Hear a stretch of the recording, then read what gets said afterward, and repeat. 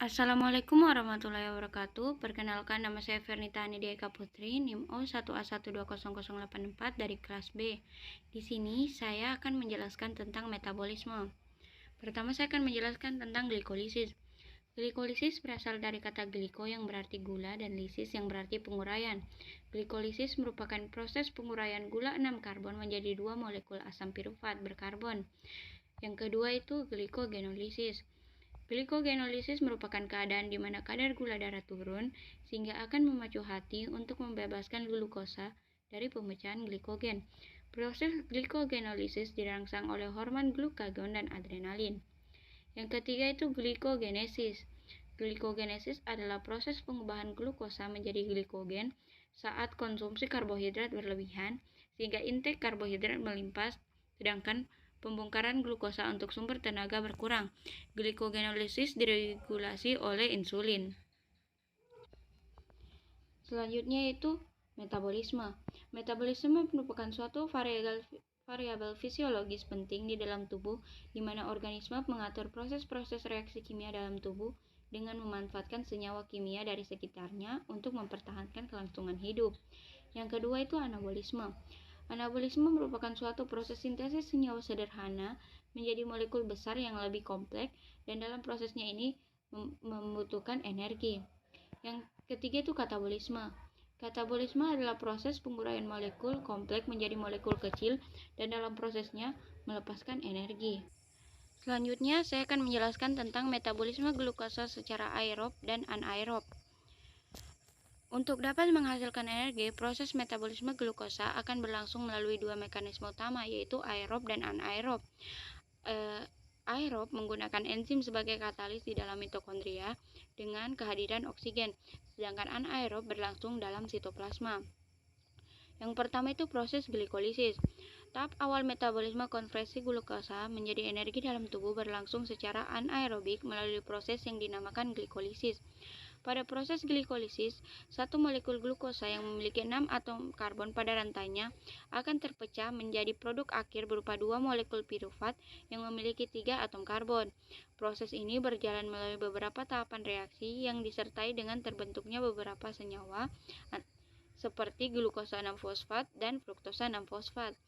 Selain akan menghasilkan produk akhir berupa molekul pirufat, proses glikolisis juga akan menghasilkan molekul ATP serta NADH. Molekul ATP yang terbentuk kemudian akan diekstrak oleh sel-sel tubuh sebagai komponen dasar sumber energi. Melalui proses glikolisis ini, 4 ATP dan 2 NADH akan dihasilkan serta pada awal tahapan prosesnya akan mengkonsumsi 2 ATP sehingga total 8 ATP akan dapat terbentuk. Selanjutnya itu respirasi seluler, berlangsung pada kondisi aerobik dengan tahap selanjutnya akan menggunakan bantuan oksigen.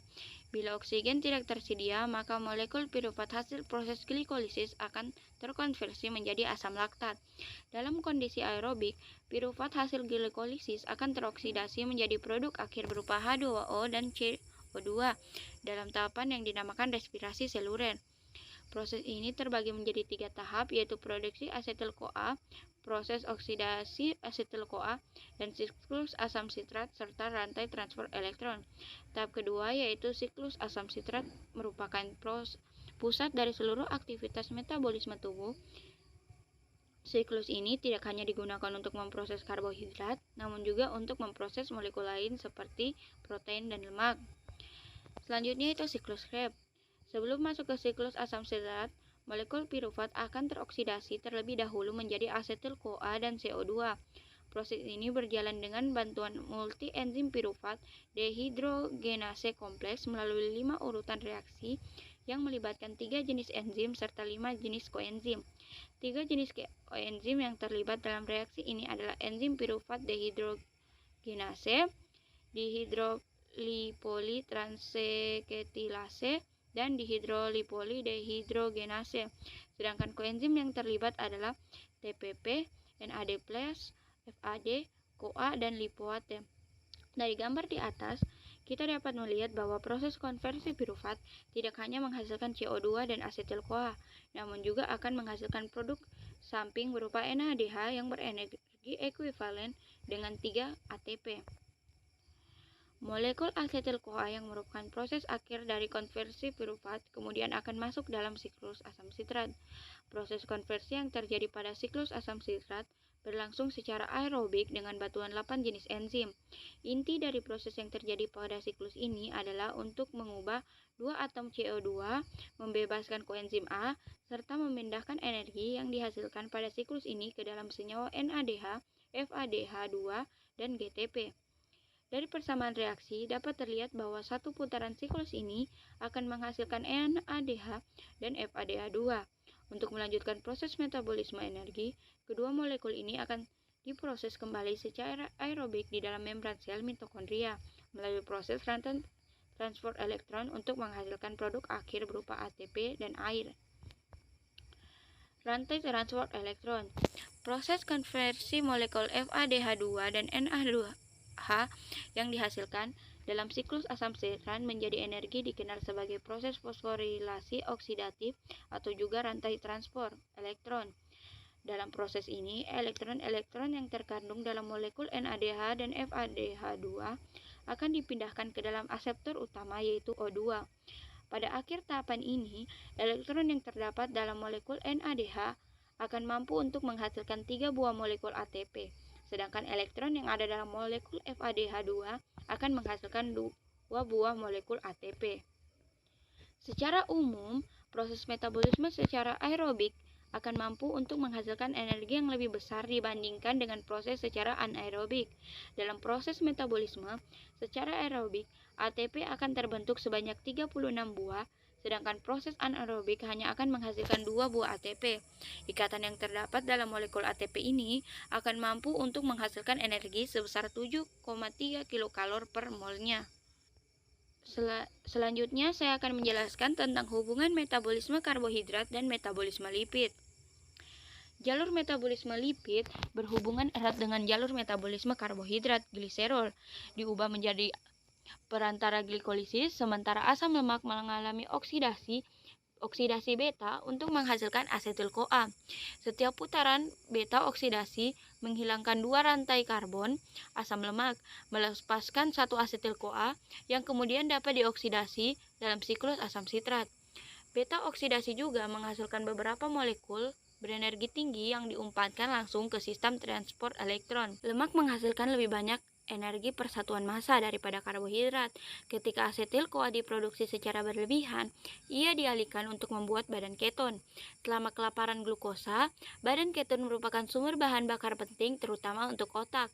Namun, badan keton bersifat asam, dan bila diproduksi secara berlebihan, dapat membanjiri kapasitas penyangga plasma darah, mengakibatkan asidosis metabolik yang dapat menyebabkan koma dan kematian. Lemak memiliki kandungan energi lebih besar dari karbohidrat.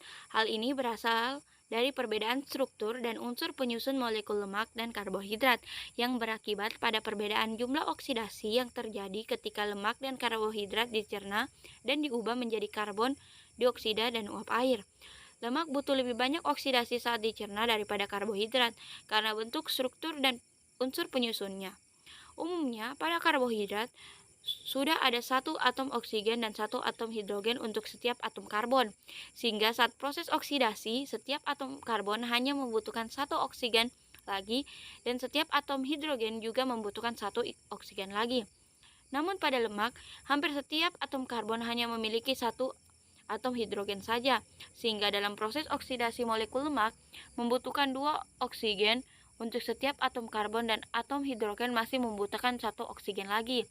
Dengan menghitung jumlah oksigen yang perlu ditambahkan dalam oksidasi, terlihat lemak membutuhkan oksigen sekitar 50% lebih banyak untuk jumlah atom karbon yang sama bila dibandingkan dengan karbohidrat. Karena jumlah oksigen yang dibutuhkan lebih banyak ini, oksidasi lemak memakan waktu lebih lama tetapi juga memberi lebih banyak energi.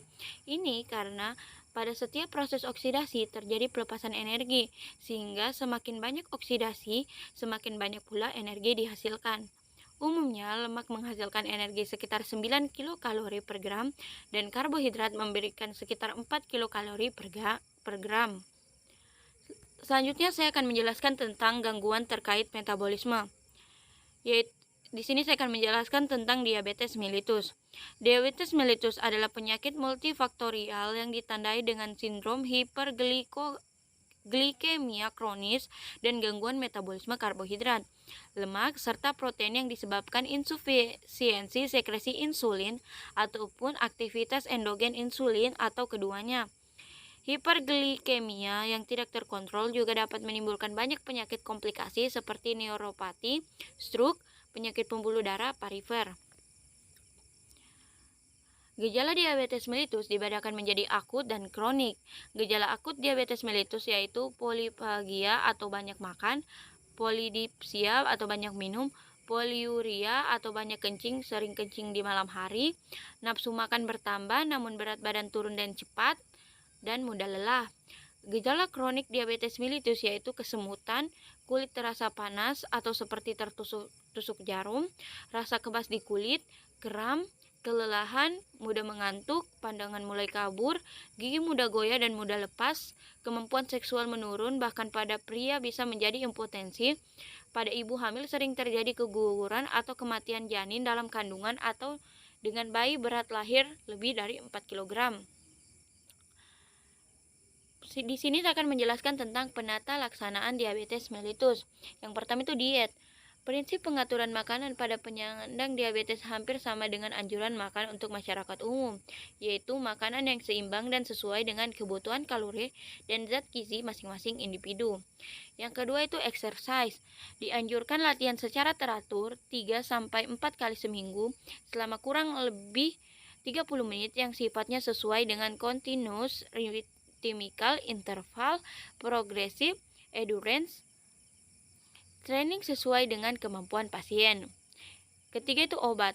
Oral hypoglycemic insulin.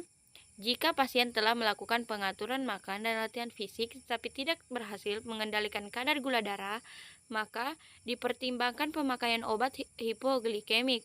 Obat-obat diabetes mellitus seperti antidiabetik, oral, dan insulin. Yang terakhir itu pendidikan kesehatan. Pendidikan kesehatan sangat penting dalam pengelolaan. Pendidikan kesehatan pencegahan primer harus diberi kepada kelompok masyarakat berisiko tinggi.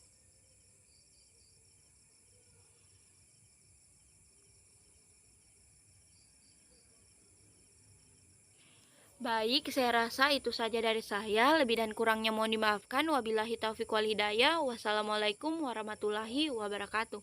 Terima kasih.